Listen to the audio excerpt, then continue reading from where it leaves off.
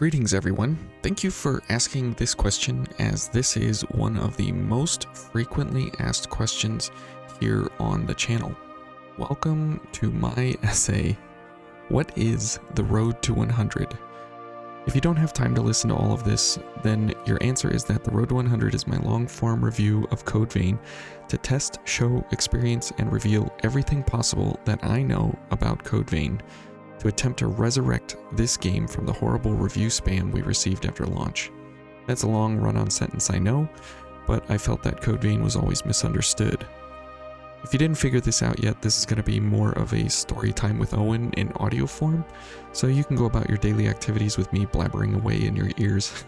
If that's okay with you, then it's okay with me. For those of you that care to hear the long story, stick around.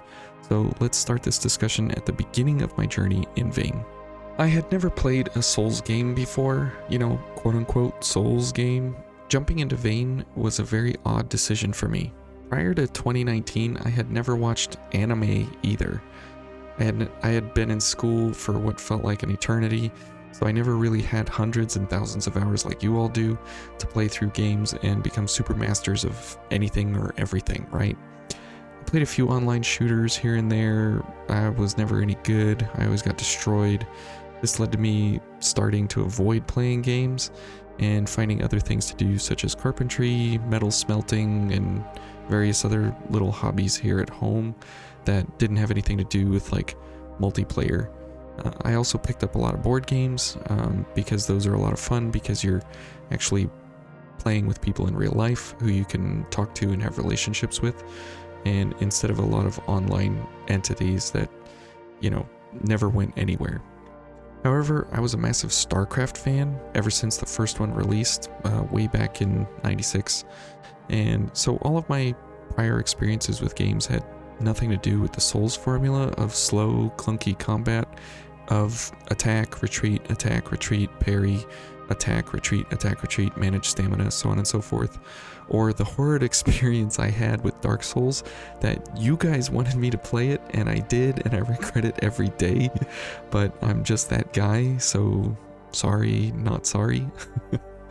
Oh man, but there were some good times there.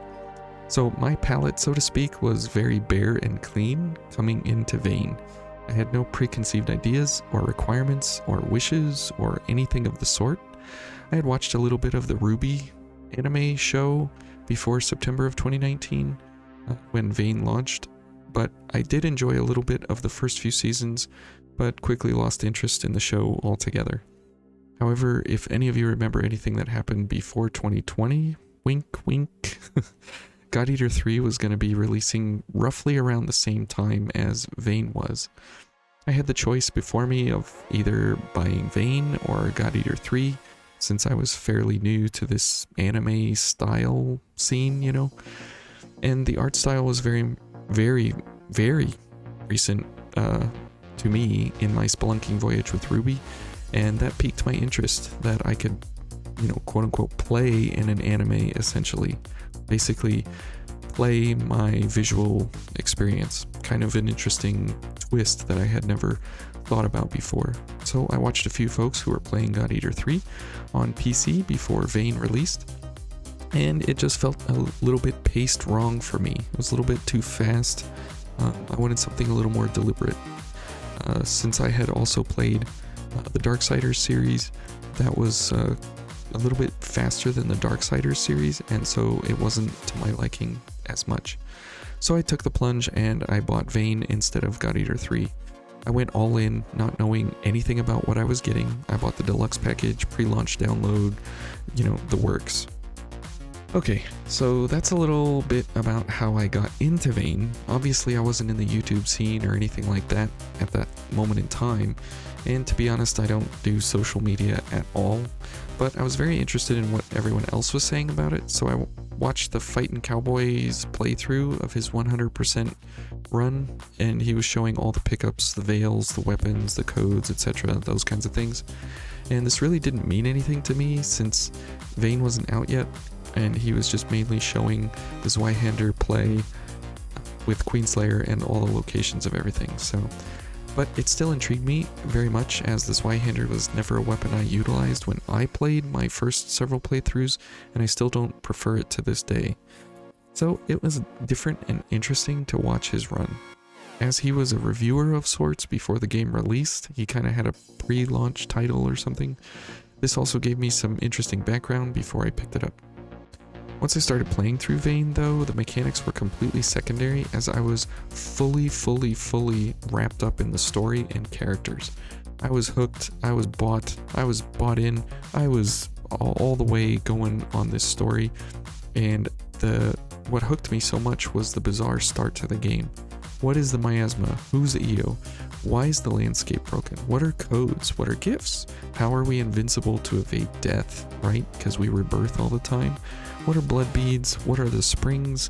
What are all the things, you know? What is everything that we're going through? And there were not really a lot of answers until you completed the game, and that really intrigued me as well. So most of the multipliers, gifts, weapons, veils, codes, interactions, items, partners, and transforms, they were all completely lost on me for the first few playthroughs. Since I had no prior experience, I finished my first playthrough with the Queenslayer Greatsword Stun, and whatever codes I could just get higher damage values with. That was the most important thing to me. Just more damage, more good, right? That was the gist of it. And then, without thinking about anything about the game or New Game Plus or anything like that, or what any of that even meant, because I'd never heard of that before, I started over into New Game Plus Enhanced at about level 150 or so. This allowed me to repeat the game without knowing that all the enemy and health and damage increases so dramatically. For example, like Oliver goes from around 12,600 HP on your first playthrough to about 57,000 HP, 56,800 HP on your second playthrough. It's a significant jump not in difficulty, but in the longevity of the fights. And so I was not prepared for this at all. I was getting one shot by all the enemies and all the bosses. It was kind of painful, but since I wanted to get 100% in the game, I continued to grind out playthroughs to find everything, collect everything, and master every single gift in the game that I could find. At this time, I still wasn't quite aware of what was awaiting me in the future though. As time went on, about 3 months or so, I started to notice that a lot of people were discussing Vayne, according to the Fextra Life wiki and different places like that. So I started to look up topics, values, numbers, formulae, and other interesting interactions that I had noticed throughout my gameplay experience. I noticed that a lot of things were missing on the wikis. They were either wrong or they were technically not correct. And so there was a lot of disinformation that was out there. This really bothered me at that point, because I was about 12 times through the game or so and had garnered a pretty good understanding of the gift system overall. I didn't have true numbers or topics worked out just yet, but I knew something was wrong with all of the information that was being put out, claiming to be the best source of Vayne information, or look no further, you found it here, or this is the one place where you'll find it all, or something like that. That bothered me. And there was a lot of turnover at this time because of the patches that came through. Turnover meaning in the build videos and such that were being put out amongst the different channels. And these patches that came through, they nerfed the majority of the builds that were incredible at the beginning of launch. Like Final Journey is one of them. The Barrage gifts are another one. So as any good engineer would do, I started to keep a log and notes of all the observations and everything I observed, to reverse engineer all the formulae in the game, so I had my own personal understanding of how everything worked. So that way I could build my own trove of knowledge for my own self, so to speak. So I started to ignore every single claim out there on the internet of everything that was stated anywhere on anything, because most of the time it was just incorrect. And so now this brings us to about 4 to 5 months after launch that I've been cataloging all of my findings and my interests in the game and how everything is interacting together. So at this point, the DLC has been released, and I've been through the game about 20 times, and it took me about 2-ish months to start cataloging things, because there's just that depth of confusion that's in Vayne. And I've collected multiples of everything. I thought to myself, I thought it would be cool to collect one sample of each weapon and veil, with a chrome of every kind attached to each one with their transforms. So with the release of the DLC, it expanded my collection of items that I had to go get for veils and weapons to include all those more items. So more work for me, more cataloging, more time in Vayne, so on and so forth. You understand, right? But one day I stumbled across a fella playing through Vayne with some commentary.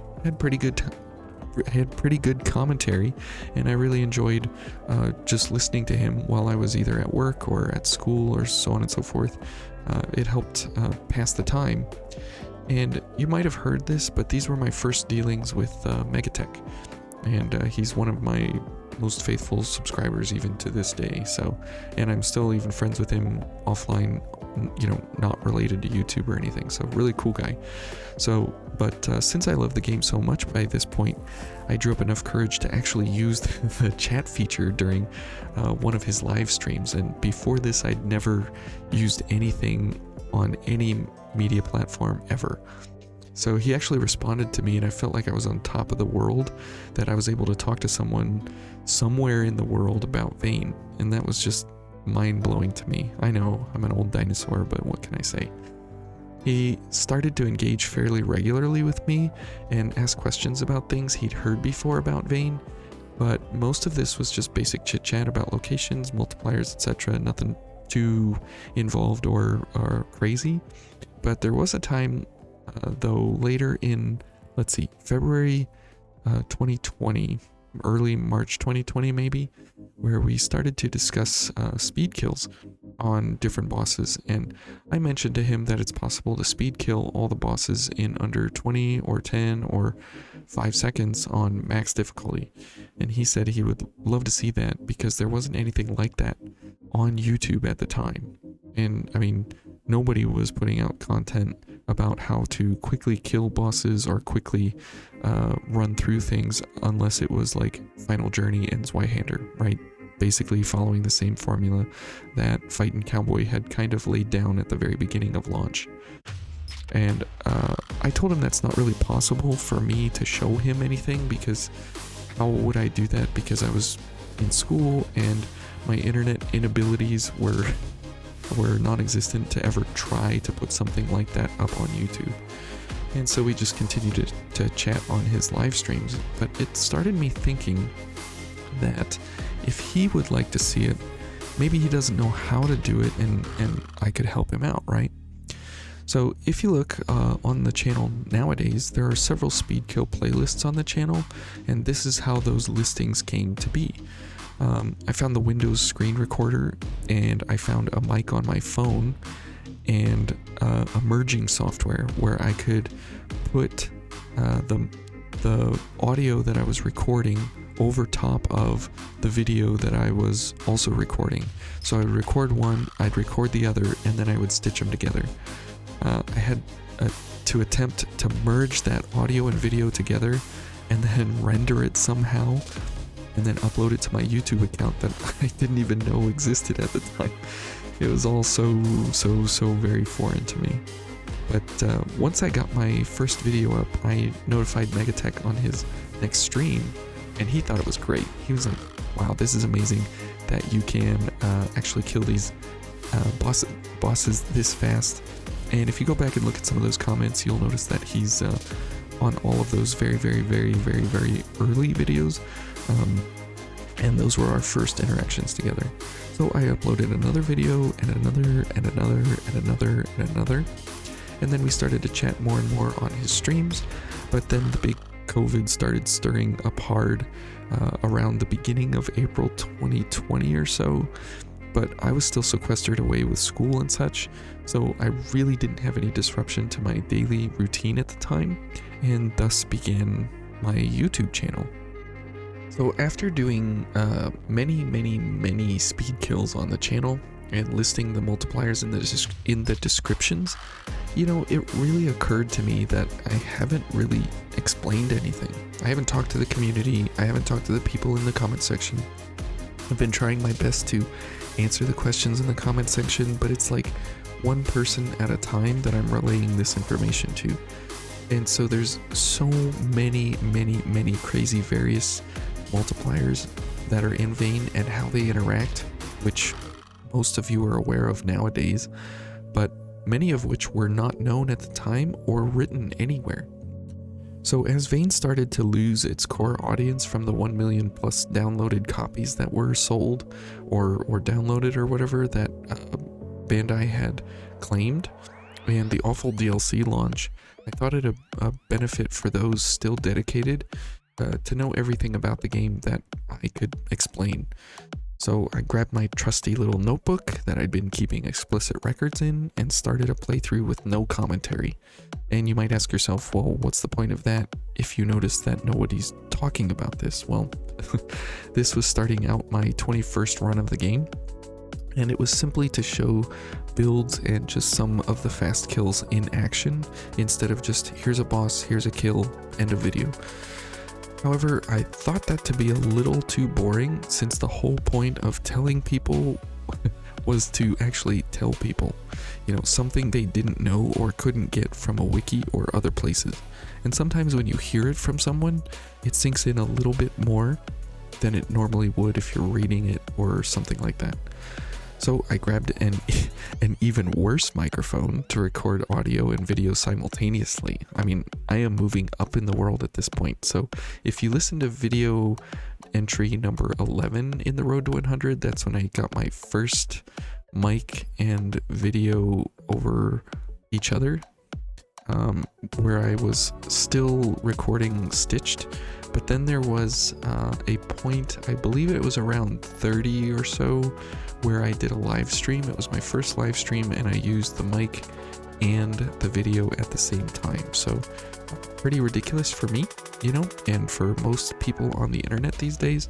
However, this was, you know, the very beginnings of how I was trying to convey all of the multipliers and everything in Vayne out to the community. And this way I could get away from the description essays that no one was reading anyways, to simply explain why certain things are the way they are in Vayne, because nothing in Vayne comes by assumption, it all comes by testing. So it became exceptionally apparent that most everyone in the Vayne community was either operating on bad information or assumptions, both of which are horrible for Vayne to be involved with. So then I decided to create my very long playthrough series to explain every multiplier, every boss resistance, every boss weakness, every enemy, every mini boss attack pattern, so on and so forth, every gift, every code, every veil, every interaction of gifts and veils and weapons, and every possible topic that I could possibly generate on my own to think about what would convey the reality and the truth of Vayne to the community. Thus was conceived the idea for a long form of review type, which wasn't really present on YouTube, to explain the what I call genius of Vayne, as I think most people have missed that genius of Vayne because they've been playing through Vayne with weapons. And in my opinion, weapons are an afterthought in Vayne, and the magic of Vayne happens when you play with the gift system and how all of that interacts. As Vayne has a very different pacing and playstyle than most other games similar to it, I felt it would be helpful to have a repository of full and accurate details left behind showing what Vayne should be or could be, right? Thus was born the Road to 100 Stars of Difficulty run. Complete the game on enhanced difficulty 100 times to show my views on why Vayne is good or why it's bad, excellent and horrible in one long series. And now you all are a part of this. So I guess in conclusion, what is the Road to 100? Well, what it is really is just my experience in Vayne to try and show and explain exactly what everything is in Vane, so you don't have to look anywhere else. You don't have to go to some wiki page and then a Reddit post and then a build that somebody came up with or something. Most chances are you'll find all the answers here, and I'd like that to be the kind of remaining outpost of Revenant knowledge here on the internet, just in case you missed it, because this is my most frequently asked question. What is the road to 100? And we are just playing through the game 100 times at max difficulty to show that you can do everything in the game either easily or difficultly, and we're playing through to describe and show everything possible. So I hope this helps to answer most of the questions of what the road to 100 is and why I'm doing it. I've thoroughly enjoyed my time here explaining everything about Vane and my experience to each and every one of you, and thank you guys so much, and you take care, and thanks for listening.